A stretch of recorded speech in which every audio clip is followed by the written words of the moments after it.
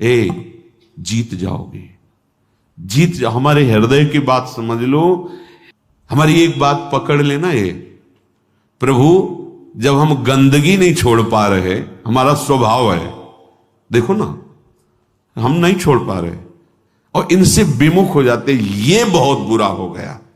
सुनो उमाते लोग अभागी, हारिता जी शब्द देखो, हारिता जी होई विषय अनुरागी। ये जीत जाओगे, कोई भी तुम्हारी दुर्गति करने में समर्थ नहीं। और इतना आ गया तो तुम महात्मा बन जाओगे, सब छूट जाएगा, सब छूट जाएगा। देखो, परम सुख स्वरूप राधा वल्लभ लाल जी मिलने के पहले आपको जो जो चाहिए वो सब भेज देंगे। मान लेना मेरी बात। जैसे जैसे कदम आपके प्रभु की तरफ बढ़ेंगे तो जो जो तुम्हारी चाहत है सब दे देंगे। अगर आपने ना के सिवा हां स्वीकार नहीं किया तो आगे वो मिल जाएंगे, और अगर आप उनमें रमण करने लगे दे देंगे। जो इच्छा करी हो मन माही, हरि प्रसाद कछ दे, जाओ भोगो। लेकिन सुनो उमाते लोग अभागी, हृदय की बात कहता हूं, मैं नीच हूं, पामर हूं, नहीं विषयों पर विजय प्राप्त कर सकता, पर हे प्रभु, जब इन्हें नहीं छोड़ सकता तो आपको भी नहीं छोड़ सकता। हमारा स्वभाव है पकड़ना। जब हम काम क्रोध लोभ मोह मद मत्सर नहीं छोड़ पाते नाथ, तो आपको कैसे छोड़ देंगे? नहीं, जीत जाओगे, जीत जाओ। हमारे हृदय की बात समझ लो। ये माया का ऐसा आकर्षण है कि ऐसे कभी कोई करके निकल ही नहीं पाया। मुझ में ताव दे के कोई नहीं निकल पाया। शिव विरंचिका मोहई को है बपुरा आन, बपुरा माने बेचारा, बेचारा और कौन ऐसा है? इन बड़े बड़े महापुरुषों की भी आंखों में, ज्ञान दृष्टि संपन्न नेत्रों में भी भ्रम पैदा कर दे, उसका नाम माया। गरुण महाज्ञानी गुण राशि, देवर्षि भगवान के अवतार। बस समझो, हमारी एक बात पकड़ लेना। ये प्रभु, जब हम गंदगी नहीं छोड़ पा रहे, हमारा स्वभाव है, देखो ना, हम नहीं छोड़ पा रहे, तो नाथ बड़ी गुरु कृपा से आपका नाम आप पकड़ में आए हो, तो हम ये नहीं कह रहे कि हम गंदगी छोड़ के आपको पकड़ लेंगे। हम गंदगी नहीं छोड़ पा रहे तो आपको भी नहीं छोड़ पाएंगे। ए जीत जाओगे, हमारी बात मान लेना, प्रार्थना मान लेना, इस बात की अकाट्य समझ लेना। जन अवगुण प्रभु मान न काऊ, दीन बंधु अति मृदुल। हमसे गलती क्या हो जाती है? हमारी मन भावती भोग वृत्ति को जहां भोग मिले तो हम इनको छोड़ देते हैं और उसको पकड़ लेते हैं और इनसे विमुख हो जाते हैं। ये बहुत बुरा हो गया। सुनो उमाते लोग अभागी, हारिता जी शब्द देखो, हारिता जी होई विषय अनुरागी। ये शरीरधारी कितने दिन जीवित रहेंगे? इनको अपना पति माने, प्रीतम माने, अपना जीवन सर्वस्व माने, कितने दिन रहेंगे? छूटेगा ना। तो इनके अंदर जो बैठा हुआ मेरा प्रीतम है, उससे प्यार कर लो। सब में वही विराजमान है, भावना कर लो। जब हम किसी धातु पर, किसी पाषाण आदि के विग्रह पर, किसी छवि पर भाव करके भगवान प्राप्त कर लेते हैं, तो चलते फिरते इन मूर्तियों पर भगवान को क्यों नहीं हम प्राप्त कर सकते? पर हमारा भगवत भाव हट जाता है और विषय सेवन से व्यक्तित्व भाव आ जाता है। ये स्त्री, ये पुरुष, ये जड़, ये चैतन्य, यही घाटा हो जाता है। हमारी बात मान लेना। ये बहुत सहज और सरल बात है। इतना इतना छोड़ करके आप प्रभु को स्वीकार करें, बड़ी कठिन बात है। और ये हम कोई मनमानी नहीं कह रहे हैं। महापुरुषों द्वारा बिगड़ी जन्म अनेक की, अब ही सुधरे आज अभी सुधर जाएगी। तो आज अभी क्या छोड़ देंगे भाई? हम बहुत जन्मों का हमारा संस्कार है, भोगों का, विषयों का, गंदी आदतों का, तो हम छूट जाएगी, अभी छूट जाएगी? नहीं, अभी पकड़ लोगे। पकड़ तो लोगे ना। बोले हाँ, क्या हो ही राम को, हे प्रियाजू मैं आपका, ये तो पक्का है आपके लायक ना भी हूं, न कभी था, न कभी हो पाऊंगा। अपनी तरफ से पक्की बात है, चाहे जितनी कोई डींग हाके, अपने लोग पूरा जीवन इसी मार्ग पे उनकी कृपा से चले, उस अनुभव से कह रहे हैं, चाहे जितनी डींग हाको, अभी बुद्धि परमात्मानंद में है, थोड़ी देर में विषयानंद में पहुंच जाती, इसका पता ही नहीं लगता। इस दुष्ट का भरोसा ही नहीं है। भरोसा तो प्रियाजू के चरणों का है कि वो अपने चरण चिन्ह अंकुश से हमारे मन को फंसाए हुए अगर वो छोड़ दे तो अभी ये खेल कर दे संसार का। बहुत विचित्र है, बहुत विचित्र। निज अनुभव ये कहो खगेसा। आचार्य चरण कहते हैं, हितजू महाराज, ना जानो छिन अंत कवन बुद्धि घटई प्रकाशित। कोई भरोसा नहीं, ये बुद्धि कब कहां कैसे। भरोसा तो भरोसो दृढ़ इन चरणन के। हमारे हृदय की बात हमारे गुरुजनों से जो प्राप्त हुई है, हम छोड़ नहीं पा रहे हैं, असमर्थ हैं, पर हम पकड़ने में बड़े चतुर हैं। तो प्रभु गुरु कृपा से आप का नाम, आपकी बात, आपका आश्रय पकड़ में आया है। आपको देख तो नहीं पा रहे, आपका आश्रय पकड़। तो जब ये नहीं छोड़ सकते तो हम आपको भी नहीं छोड़ सकते। ये जीत जाओगे, कोई भी तुम्हारी दुर्गति करने में समर्थ नहीं। और इतना आ गया तो तुम महात्मा बन जाओगे, सब छूट जाएगा, सब छूट जाएगा। क्योंकि जैसे जैसे ज्ञान का प्रकाश होगा, अज्ञान नष्ट होता चला जाएगा।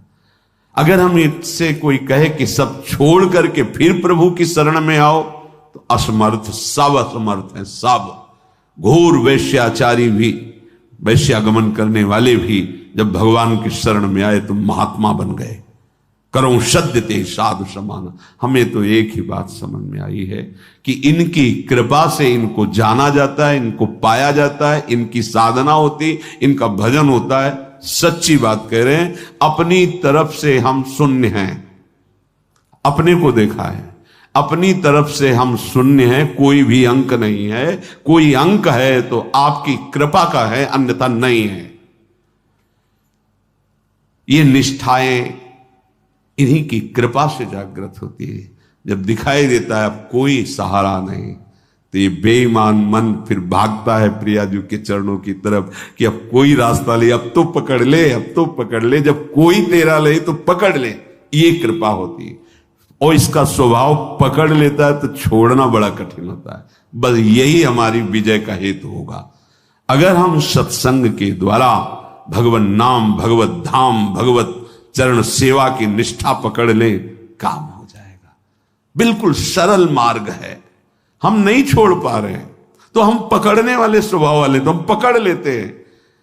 आपको कैसे छोड़ेंगे जब गंदी बातें नहीं छोड़ पा रहे, तो आपको कैसे छोड़ेंगे। पर इसकी चाल माया की है, वो आपको आकर्षित करके प्रभु को छुड़वा देगी, और छुड़वा देती है। बस यहां नहीं कोई हमें बीच में कमजोरी रखनी।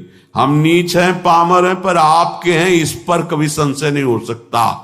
हम ये नहीं कहते कि आपके लायक हैं, पर प्रभु नालायक हैं पर आपके हैं, बस इसमें संशय। ये बात नहीं हो सकती कि आप हमें छोड़ो और ये ले लो। नहीं, हम इसे नहीं छोड़ पा रहे पर आपको घसीटेंगे अपने साथ। अब आपके गले पड़ गए, अब आपके गले पड़ गए। अब ये पट्टा आपके नाम का है। अब आप देख लो किसको रोकना है, किसको हटाना है, वो आप जानो नाथ। अब आपको नहीं छोड़ सकता। क्षुत्रिड वादास त्वसैहास तदपि नहीं पदम यामी वृंदाटवीति। अब हम एक कदम भी धाम को नहीं छोड़ सकते, चाहे जैसी परिस्थिति। ऐसे ही हम निरंतर नहीं जप पा रहे, पर कोशिश करेंगे कि नाम हमसे न छूटे। हम प्रभु के ध्यान में नहीं, पर हमारे चित्त में बात बैठ गई कि शरणागत वात्सल्य समुद्र प्रभु, मुझे आपका भरोसा है, आपका सहारा है। ये अंदर की बात कह रहा हूं, ये आपको महात्मा बना देगी। अपने मन की बात जो प्रभु की बात से मिले वही प्रमाणित मानी जाती है। भगवान कह रहे हैं अपिचेत सुदुराचारो भजते माम अनन्य भाग। अनन्य भाग भजन का मतलब वो निरंतर भजन नहीं कर रहा, उसने भाव कर लिया है कि अब मुझ जैसे दुराचारी पापी का एक ही भरोसा है, केवल भगवान। ये अंदर की बात समझ जाओ। इसको कहीं इसकी व्याख्या सुनने की कोशिश मत करना, क्योंकि जैसी स्थिति होती वैसी व्याख्या होती है। भगवान के वाक्यों का सर्वस्वरूप है। आप जिधर से देखोगे वो आपको अपने अनुकूल दिखाई देने लगेंगे। एक बात आंतरिक जो हमारे हृदय में गुरु कृपा से समझ में आई है कि हम जैसे भी हैं, देखो भगवान के वचनों से प्रमाणित है, इससे बड़ी कोई बात नहीं होगी। जो नर होए चराचर द्रोही, आवे सभय शरण तक मोही। चराचर का द्रोही है, पर वो भयभीत हो गया कि अब मेरा कोई सहारा नहीं है, प्रभु के सिवा मुझे कोई नहीं बचा सकता, मैं इतने पाप किए हूं। भगवान भगवान कह रहे हैं, उसके लिए कह रहे हैं जो शब्द है, तज छल कपट मोह मद माना, करो सद्य ते साधु समाना। इसका अर्थ ऐसे लिया जा सकता है कि वो छल कपट मोह मद मान का त्याग कर हमारी शरण में आवे तो हम उसे साधु बना देंगे शब्दावली से, लेकिन भाव में ऐसा नहीं है। फिर महाराज साधु क्या बनाएंगे, वो तो साधु हो गया। जो छल कपट मद मान इन सब का त्याग करके आपकी शरण में आया है तो आप साधु क्या बनाएंगे, तो साधु है ही, इसी को तो साधु कहते हैं। तो यहां भाव ये है कि तज, मैं त्याग कराऊंगा उसके छल कपट मद मान का त्याग कराकर करो सद्य। जो करो शब्द है वहां यहां से लागू होगा पूरी चौपाई में। तज छल कपट मोह मद माना, करो सद्य ते साधु समाना। उसको सब त्याग, क्योंकि उसे ही त्यागना है ना, तो मैं उसे सामर्थ्य देता हूं। वो छल कपट मोह मद मान का त्याग कर देता है और मैं उसे साधु स्वरूप। और भगवान गीता जी में इसी श्लोक में कहा अपिचित कि उसे मानो वो साधु हो गया क्योंकि मेरी शरण में आ गया है, अब मैं संभाल लेता। भगवान का आश्रय लेकर भरोसो दृढ़ इन चरणन के रो, दृढ़ता पूर्वक। ये दृढ़ता तुम्हारी फिसलाने के लिए बहुत से ऐसे माया जाल फेंकेगी, तुम्हारी अश्रद्धा हो जाए, तुम्हारा प्रश्न जोरदार हृदय में प्रकट, तुम्हारी प्रिय जगह में जहां ममता है आसक्ति वहां प्रहार करेगी माया। फिर हे भगवान, नहीं नहीं, आपका था, आपका है, आपका रहेगा प्रभु, अब नहीं, अब धोखा नहीं, आपके सिवा नहीं। ये बड़े बड़े भक्तों के जीवन में देखो ना, उसी पुत्र के ब्याह के में ठाकुर जी जा रहे हैं, वही पुत्र जो अंतर ध्यान व्रत करताल उठा के नाच रहे नरसिंह मेहता, हे गोविंद तेरा किया सब मंगलमय, अच्छा किया, अब निरंतर और चिंतन आपका बढ़ेगा। पर ये निष्ठावान ही कर सकता, नहीं तो नहीं। ये क्या रात दिन भजन करते पुत्र, वो भी राधे राधे। श्रीवास जी को देखो, हर महाभागवत को देखो, ये आने जाने वाला देश है, टिकाऊ नहीं है। ये परिवर्तनशील नाशवान शरीर है, अविनाशी नहीं है। यहां जितना खेल है बस होश में खेल लो, इस खेल से मुक्त हो जाओ। यही होश है कि और को छोड़ पाओ ना छोड़ पाओ, इनको मत छोड़ना, इनको पकड़ लो, जीवन कृतार्थ हो जाएगा। चलते हैं महाभागवत पांडवों के पावन चरित्र में।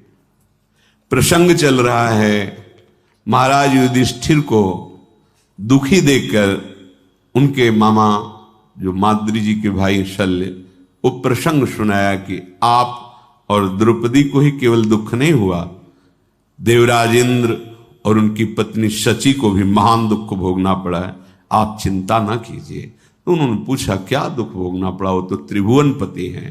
तो प्रसंग चल रहा था, त्वष्टा जी के हृदय में द्वेष भाव देवराज इंद्र की प्रथा, उन्होंने विश्वरूप को मंत्र बल से प्रकट किया, देवराज इंद्र ने वज्र के द्वारा उनका, फिर उन्होंने वृत्तासुर को प्रकट किया, फिर वृत्तासुर का कल चरित्र आपने सुना।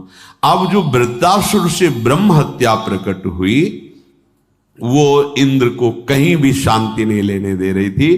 तो जल को एकांत देश में जाकर जल को स्तंभित करके कमल नाल में सूक्ष्म रूप से प्रवेश होकर के वहां रह रहे थे।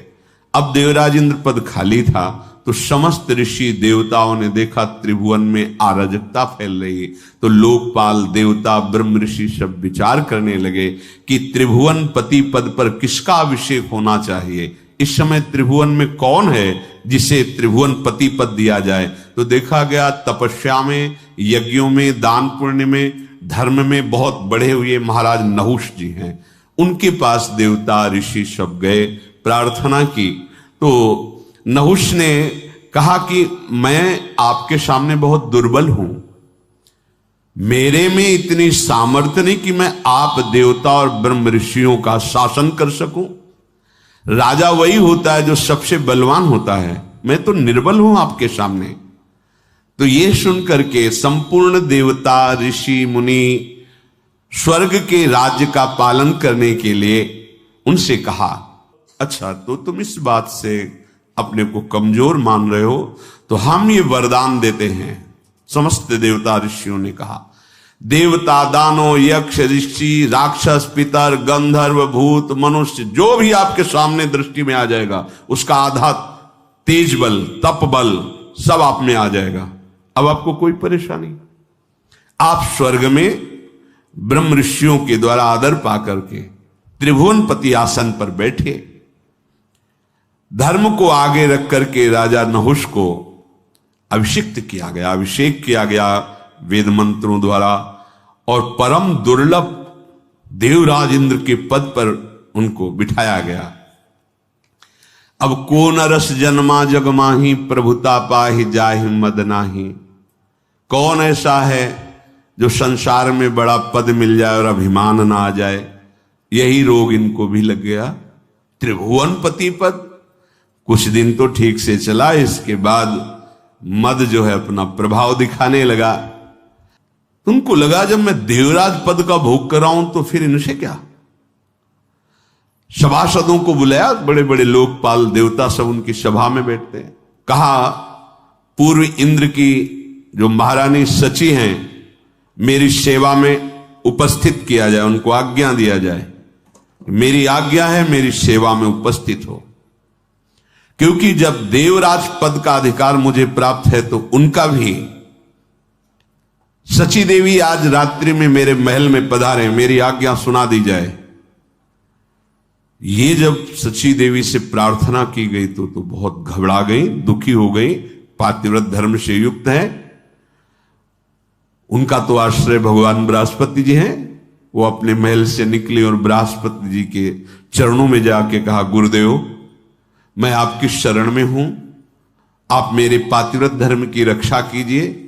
नहुष इस समय इंद्र पद में है और उसने ऐसी आज्ञा की है, और मैं अपने प्राण वल्लभ देवराज इंद्र के सिवा किसी भी पुरुष को पुरुष रूप से कभी देखा ही नहीं, स्वीकार ही नहीं किया। मैं एक पतिव्रता हूं और भगवान आपने भी मुझे सौभाग्यवती का आशीर्वाद दिया है, तो क्या मेरा ये दुर्भाग्य होगा? प्रभु आप मेरी रक्षा कीजिए। आपकी वाणी परम सत्य होती है। हे देवगुरु, आपने आज तक जो बोला है कभी मिथ्या नहीं गया। आपका पूर्वोक्त वचन की सौभाग्यवती हो, वो मेरा सुरक्षित रहना चाहिए। बृहस्पति जी बहुत विचार मग्न हो गए कि इस समय उसके सामने जो जाएगा तो उसकी सारी सामर्थ्य से आधा बल उसे प्राप्त हो जाएगा। ठीक है, मैं विचार करता हूं, तुम नहुष से डरो मत, थोड़े दिनों में ही ये नष्ट हो जाएगा।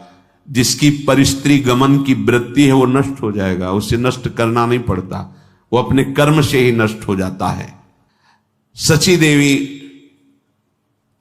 कि अब समय तो बहुत थोड़ा है, कभी फिर वो आदेश कर सकता है। वो रात्रि देवी की उपासना की। रात्रि देवी उपश्रुति नाम से प्रकट हुई। सची जी ने कहा, जा इंद्र पुनः छुप गए, मुझे ले चलो, मैं स्वयं उनसे बात करूंगी। उपश्रुति देवी, ये सब खाली नहीं कि दिन रात्रि, ये सब साक्षात हैं, ये भगवत स्वरूप है। इसीलिए किसी के पाप और पुण्य का हिसाब वहां करने के लिए वकील की जरूरत नहीं होती। जिस समय तो समय उपस्थित है, रात है या दिन वो उपस्थित है, जिस दिशा में वो उपस्थित है। तुम्हारा मन स्वयं आत्मस्वरूप से प्रभु, सब वहां किसी की सलाह की जरूरत नहीं, जो कर्म उसका उसी क्षण हिसाब। उपश्रुति देवी ध्यान में देखा कि इंद्र कहां हैं, तो देखो जल को स्तंभित करते हुए कमल नाल के अंदर छुपे बैठे हैं। उपश्रुति देवी को वहां उपस्थित देखकर इंद्र प्रसन्न हुए। अब आप आ गई तो कोई न कोई उपाय तो बताएंगे ही। उन्होंने कहा, इंद्रदेव तुम्हारा कल्याण हो, इंद्राणी का दुख देख करके मैं आई हुई हूं। तुम सब पर्वत वन पृथ्वी स्वर्गलोक सबका त्याग कर यहां जल में हो, और यहां इंद्राणी की क्या दशा हो रही तुम्हें पता है, बड़ा दुख भोग रही। तुम कमलनाल में सुरक्षित हो, पर आपको इंद्राणी को सुरक्षित करना चाहिए। देवराज इंद्र ने कहा कि इस समय मैं असमर्थ हूं। नहुष बहुत बड़ा बलवान है और वो कुचेष्टा पर उतारू है, तीनों लोगों में कोई ऐसा नहीं कि उसे सुधार सके। मैं इसमें क्या कर सकता हूं? वो पापपूर्ण विचार रख रहा है। उनका अपने आप को आप प्रकाश में लाइए, अपने तेज से आप देवताओं का जो शासन पद उसे स्वीकार कीजिए। इंद्र ने कहा, देवी इस समय पराक्रम मेरे में नहीं है, नहुष में है। देखो कितना बड़ा पद मिला, कितनी बड़ी कृपा मिली, चूक कैसे हो जाती है। इसीलिए जब तक भगवत आराधना में नहीं चित्त डूबता या भगवत आराधन संतों के शासन में नहीं रहता तो बड़े बड़े से चूक हो जाती है। इसीलिए चाहे शिव विरंची सम होई, गुरु बिनु भव निधि तरह न कोई। तुम्हें गुप्त रूप से एक कार्य करना, मैं उपाय बता देता हूं। अब इंद्र जी उपाय बता रहे कि तुम नहुष के पास जाना, निर्भय रहना, और उससे कहना जगतपति हो तुम, तुम्हारा पूरा अधिकार है जगत पर। मैं देख रही हूं कि इंद्र समर्थ है, तो अब तुम ही इंद्र हो, तुम्हारा पूरा अधिकार। पर मैं ऐसा चाहती हूं कि आज तक जो कोई ऐसे वाहन पर न बैठा हो, ऐसे वाहन से तुम हमसे मिलने आओ। नहुष मुस्कुराया और कहा, मैं समझ नहीं पा रहा हूं तुम क्या कहना चाहती हो। बोले, दिव्य पालकियों में मिलने आते हैं, कोई अपने वाहनों पे आते हैं। मेरी इच्छा है कि तुम मेरे लिए ऐसे वाहन पर आओ जैसे आज तक कोई न बैठा हो। तो तुम केवल इशारा कर दो, वैसे ही मैं आऊंगा। इंद्राणी बोली, आप मेरे पति हो सकते हो, पर मेरी अभिलाषा के अनुसार आओ। पहले के जो इंद्र थे ना, वो मेरे से मिलने जब आते थे तो ऐरावत हाथी पे आते थे, कोई कोई हंस पे, कोई किसी पे। पर मेरी इच्छा है कि भगवान विष्णु तक जिस वाहन पे न बैठे हो, ऐसे वाहन पर बैठ कर आओ, क्योंकि आप तो बहुत बलवान हैं। प्रसन्न हो गया नहुष। बोलो तुम। बोले, आज तक ऋषियों की पालकी में बैठ के कोई नहीं चला त्रिभुवन में। ये जो सप्त ऋषि हैं, ये पालकी पे हो और आप बैठ के आए, फिर मैं आपका स्वागत करूंगी। देवराज इंद्र ने बताया था ये ऐसा तुम करो, बस मैं आपको स्वीकार करती हूं। उसने कहा, ये कौन सी बात है साहब, मेरे आदेश के अंतर्गत है। भूल गया, ये भारी अपराध करने जा रहा है। मेरे सामने कोई भी ऋषि ठहर नहीं सकता, क्योंकि उसकी आधी तपस्या बल मेरे पे आ जाता है। मैं जो आदेश करूंगा सब करेंगे। तुम जाओ अपने भवन में, और मैं सप्त ऋषियों की पालकी पे आ रहा हूं। कितना बड़ा अपराध! जो जगत बंदनी महापुरुष हैं, जिन्हीं के आशीर्वाद से इंद्रासन पद पे बैठा था, बुद्धि भ्रष्ट हो गई। ये देखो, जब परिस्थिति गमन किया जाता है तो बुद्धि का निर्णय गलत हो जाता है। बुद्धि बिगड़ गई, बुद्धि का बिगड़ जाना ही नाश है। कामः संजायते क्रोधा, क्रोधा स्मृति विभ्रमा, स्मृति भ्रंशात् बुद्धिनाशो, और बुद्धिनाशात् प्रणश्यति। बुद्धि का नाश ही सर्वनाश कहा जाता है। देवी, मैं तो तुम्हारा दास हूं, तुम जो आज्ञा करोगी वही करूंगा। सुंदर मुख वाली सची बाहर से मुस्कुराते हुए अंदर से कि अब तेरा नाश निश्चित है, क्योंकि जिन ऋषियों का चरणामृत इंद्र को भी पावन करता है, उन ऋषियों की पालकी पे बैठते ही तेरे सारे सुकृत नष्ट हो जाएंगे। जो मां नहीं मात पिता नहीं देवा, साधुन सन करवावें सेवा, जिनके ये आचरण भवानी ते निश्चर समझानो प्राणी। हाँ, बहुत संभल कर संत महात्माओं के पास जाना चाहिए, बहुत संभल के, दैन्यता से। सारा सुकृत नष्ट हो जाएगा। अगर आप बैठ नहीं पाते तो खड़े रहो, 1 सेकंड में नमस्कार करो, निकल जाओ। बैठने की जरूरत है, वो तुम्हारे लिए कुर्सी ला के रखेंगे, तुम हो क्या? बस यही जहां भूल हो जाती है ना कि मैं अमुक पद में हूं, डालो कुर्सी डालो, तो डाल देंगे, भगवान के दास हैं, आसन बिछा देंगे, तुम्हारे आगे झुक जाएंगे। पर तुम जिनके बल पर पदाधीश बने थे, वो पुण्य तुम्हारे नष्ट हो जाएंगे, खोखले हो जाओगे। आए थे बलवान बनने के लिए, गए निर्बल होकर के। इसीलिए बहुत बहुत सावधान। महाराज दुष्यंत जब कर्ण जी के आश्रम में जा रहे तो हमने पढ़ा, उसमें नंगे पैर छत्र हटा के, शीश की पाग हटाकर, एक केवल अंगरक्षक, वो भी प्रधान गेट तक वहीं छोड़ दिया, अकेले दैन्य भाव से, दीन होकर, राज चक्रवर्ती पोशाक पे नहीं, दीन होकर ऐसे। महापुरुषों द्वारा दिए हुए आसन को प्रणाम करके हट के बिना आसन के बैठना चाहिए। अगर उनके दिए आसन पर बैठ गए, क्षमता तुम्हारी नहीं है, तो सारे सुकृत नष्ट हो जाएंगे। जैसे देवती जी, मनु जी, शतरूपा जी जब करदम जी के आश्रम पर गए तो 3 आसन बिछाए। सम्राट पद पर भगवत स्वरूप हैं महाराज, आसन को प्रणाम किया, बैठे। शतरूपा जी पर देहूति जी ने आसन को प्रणाम कर खाली आसन पे बैठी।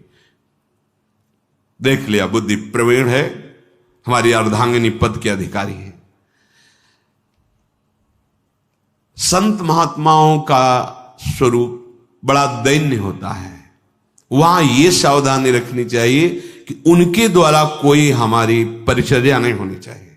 हम गए हैं उनका कृपा प्रसाद लेने, अब वो खड़े, आपको कुर्सी चाहिए, हाँ जी, अब वो विरक्त संत कुर्सी उठा के ला रहा है, आपको बैठा रहा है। आप ठीक है, आपका कमर ठीक नहीं, टांग ठीक नहीं, एक बार एक दर्शन की बस हम बैठ रहे हैं, हम सुन लेंगे यूट्यूब में, आपके सामने नहीं बैठ जा रहे हैं। या हम कष्ट से कि सीढ़ी में नीचे बैठ जाते हैं, सुन लेते हैं। नहीं, अगर बैठने लायक हो बैठ जाओ, नहीं खड़े दर्शन करो, चले जाओ, जरूरत नहीं है। उनके द्वारा दी हुई सेवा तुम्हारे सुकृत नष्ट कर देगी। पर वो जब बुद्धि प्रवीण नहीं होती तो फंस जाती है। हम देखते हैं गुरुजनों के सामने आसन पे नहीं, आसन उनसे श्रेष्ठ हो, तप में, भजन में, तो भी प्रणाम करके आसन को माथे से प्रणाम फिर बैठा जाता है। ऋषि मुनि संत महात्मा, इनके पास उनके दिए हुए आसनों को हटा दिया जाता है, समेट के रख दिया जाता है। उनका तो स्वभाव सम्मान, हम इसके योग्य नहीं। दैन्यता, कमा के चले जाओगे, लेके चले जाओ, नहीं तो गंवा के चले जाओगे। यही देवराज इंद्र ने विचार करके कहा, जाओ सप्तऋषियों की पालकी में वो आए, ऐसे उसको प्रेरणा करो। अब इसने आज्ञा की, जिसमें बड़े बड़े महापुरुष हैं, पूरी सृष्टि का संचालन उनके तप से होता है। बृहस्पति जी के घर पे इंद्राणी, और दुष्टात्मा नहुष तो एकदम बावरा हो गया, समझ ही नहीं पाया कि मेरे नाश की बात हो रही है। बहुत होश में रहना चाहिए। फोन कर दिया, गाड़ी भिजवा रहे हैं, उनके लिए VIP व्यवस्था, खान, ये तुम्हारा पतन करवा देगा। एक जगह तो अहंकार नष्ट होना चाहिए तुम्हारा। संत गुरुदेव के सामने तो तुम्हारा अहंकार नष्ट, कोई पद भी तुम्हारी नहीं। अगर पद में देखो तो अखिल कोटि ब्रह्मांडों के स्वामी का दासत्व पद है, वो परम पद पे आरूढ़ महापुरुष। तुम्हारा पद क्या है? 4 दिन की चांदनी फिर अंधेरी रात, कर लो मनमानी। वो अगर दैन्यता से झुक रहे हैं, तुम्हारे मंगल के लिए झुक रहे नहीं, वो परम पद में विराजमान है। अखिल लोक चूड़ामणि अनंत ऐश्वर्यों के स्वामी भगवान के वो ऐसे दास हैं कि अजित भगवान उनके अधीन हैं। वो ये न समझो कि भिखारी है, साधु महात्मा है, कुछ दे ले लिया और अपनी पोजीशन, पहले आके अपनी पोजीशन, हम अमुक पद पे हैं, अमुक पद। तुम क्या पद में हो? हम परम पद के दासत्व से युक्त होकर तुम्हें वहीं ले जाने के लिए भगवान ने हमारे पास भेजा है, उसी परम पद का परिचय। तो दैन्य, अगर दैन्य नहीं तो कुछ नहीं। हम तो चरणामृत उतार के पिएंगे आपका, क्योंकि चरणों में श्री हरि का वास है, उनका धोवन हम पिएंगे। लेकिन आपका क्या होगा? आपकी स्थिति कहां है? सब खो के जाओगे और सोचोगे साधु दर्शन के बाद अशांति कैसी, ये कैसे विघ्न उपस्थित हो रहे हैं, क्योंकि खो दिए सब। लेने जाने वाले को बहुत सावधान, अपनी झोली मजबूत रखो और दृष्टि, कोई सेवा, कोई दोष ना होने पावे और कोई सेवा उनकी स्वीकार न करो। वो तो करेंगे सेवा, आप स्वीकार, बहुत बहुत चरणामृत प्रसाद और उनकी चरण रज माथे पे। नहुष से चूक हो गई, सप्त ऋषियों को पालकी में जोतने का आदेश कर दिया। बस जीवन में ध्यान रहे, आगे का चरित्र तो फिर सुनेंगे। जीवन में ध्यान रहे, कभी ऐसी हमारी बुद्धि भ्रष्ट ना हो जाए कि जो जिनके द्वारा हमारा परम मंगल होना, उनके द्वारा हमारा अहंकार पुष्ट होने लगे। इस पर सावधान हो जाना। अगर गुरुजन तुम्हारी प्रशंसा करने लगे तो एकांत में तुम्हें रोना चाहिए, जलना चाहिए कि कोई अपराध बन गया। अरे नहीं नहीं नहीं, जिनकी वाणी और कृपा दृष्टि से मेरा अहंकार नष्ट होना चाहिए था, वहां ये पुष्ट हो रहा है। अब तो मेरी दुर्गति हो जाएगी अगर ये प्रशंसा करेंगे, ये शासन करें तो नाच देना, नाच पड़ना चाहिए। आप कोई बिगाड़ नहीं सकता, क्योंकि इनकी करुणा